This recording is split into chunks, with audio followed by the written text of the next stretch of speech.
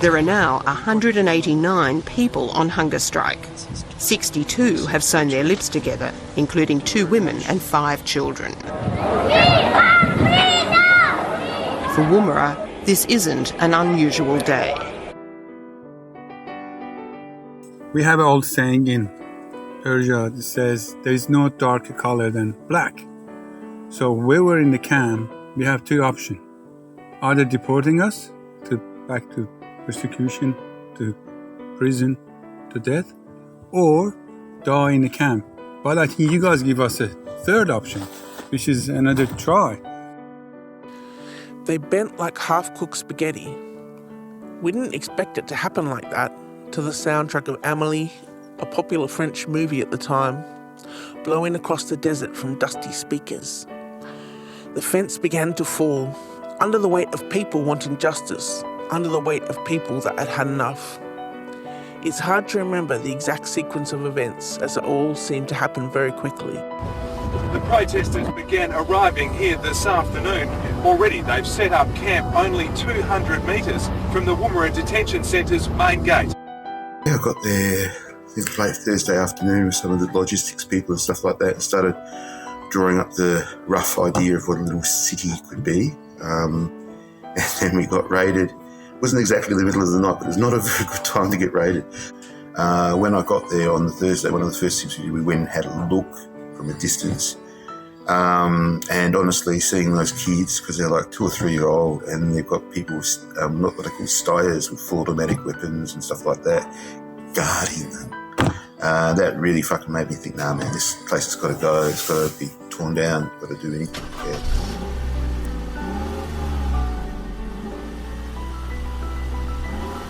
I jumped into a friend's car, heading to the Woomera protest, expecting it to be like other protests I'd been to. Instead, it became a life-changing experience. I did not expect the fences to come down. I did not expect to come face to face with men crying and cutting their bodies on the razor wire, pleading for freedom. I watched refugees climb out the hole in the fence and being chased into the desert by cops. I decided I would help the next person to jump, and that's how I met Ali. The activists came and they were flying the kites. The kites came over the camp, we could see it, and they would ring us and then the phone, and they said, "Oh, we are with you. Don't worry. We know how bad is the government, how racist is the government, but we are here. Don't be alone." We were amazed, like how many people came and how much there is care for us. Yeah, it was lots of people. It was amazing to see, these different characters came and they were pushing the fence. We were just like watching. Cool. Did you jump through then, or? No, I was busy talking to the girls behind the fence. They were like, "Oh, where are you from? What do you need?" I said, "Oh, I need to get out of here." But one of them, they sent me a Pink Floyd CD, which is, I might still have it. I don't know.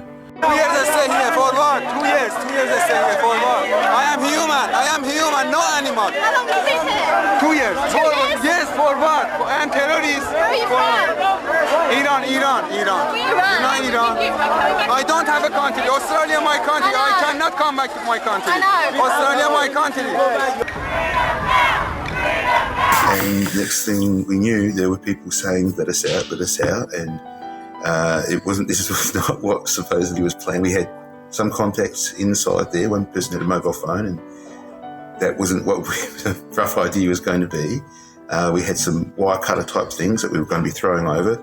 Yet again, they had not yet been thrown over, and people just started trying to get out. And then some of the protesters thought, well, there's a big wire fence here that we don't really like. I hate to blow the illusion, but we didn't need to tear that one down, quite honestly. But it was damn good fun, and it got people in the right mood. The real fences were the slatted ones that were difficult, and the refugees were ingenious in their own ways of getting out and through that sort of stuff. But that was not the way any of us thought it might happen.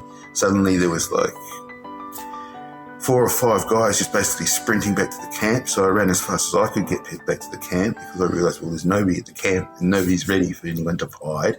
Most of us had tents up, so that was pretty cool.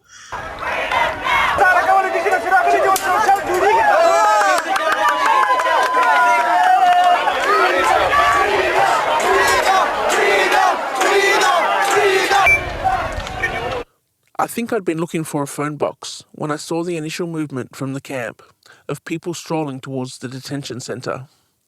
I casually joined the movement, curious but completely unaware of what was about to unfold.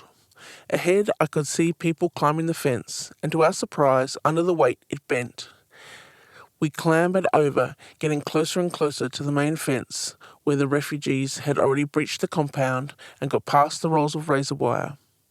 With another piece of fence, they levered the bars, and within seconds were jumping into the crowd. It was as if they were stage diving at a rock concert, and all we could do was catch them. And then they ran, another one, young men, old men, women and children, 2 brothers who were only 11 or 12 at the time, and who I was destined to meet again, jumping through the fence into the crowd of open arms and running. People escorted them back towards the camp as more people came. It was a mosh pit of police and protesters and refugees.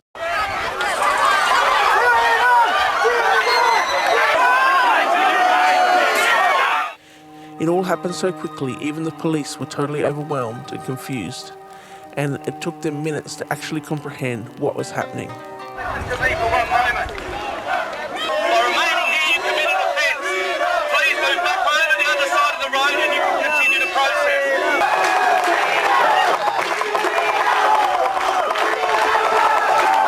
This was a mass escape of refugees from the most notorious desert detention centre.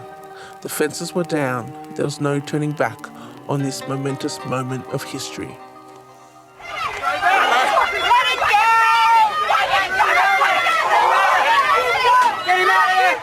is an amazing struggle for freedom. We've actually freed refugees from one of Australia's worst detention centres, and I think the courage that both the detainees and the protesters have shown today has been unbelievable.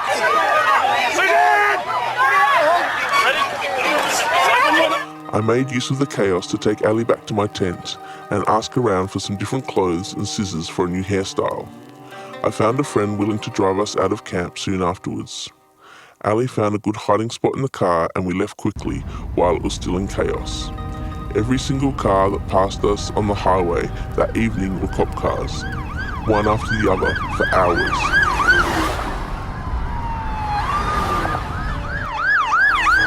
The police cleared the crowd and rounded up any stragglers. We made our way back to the camp. The organic nature of the event left people reeling, as none of this had been planned, or at least not expected on the first day of the event. Some friends moved fast. They got people in cars and got them out of there. Back roads to New South Wales, Victoria and beyond. Luckily, the establishment is not as spontaneous, giving many a brief window to escape before roadblocks and helicopters were deployed. I gathered with a group that was surrounding maybe one or more refugees as human shields to a group of encroaching police.